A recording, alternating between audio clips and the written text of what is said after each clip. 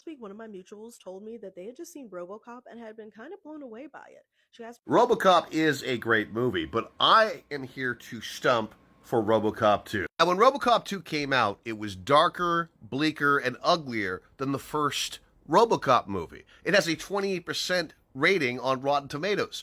But I'm here to tell you that RoboCop 2, as nasty as it is actually far more honest about the realities of dystopian capitalism taking over everything, specifically Detroit. The film was written by Frank Miller before he went full-bore reactionary and directed by Irvin Kershner, who you probably know as the director of The Empire Strikes Back. I suspect the reason why they hired Kershner is because they wanted the RoboCop franchise to take off like Star Wars, because the first one was such a huge hit. So if they have a darker film, then it will actually have legs like the Star Wars franchise. That's not quite what happened. You're dealing with a movie that dares to portray kids as killers and drug dealers. You've got the motherfucking mayor of Detroit on television doing a telethon to try to raise funds for the city. And then we see in a later scene just how corrupt he is. Now, audiences obviously did not want to see this. They came to see a fucking action movie. And so everybody hated RoboCop 2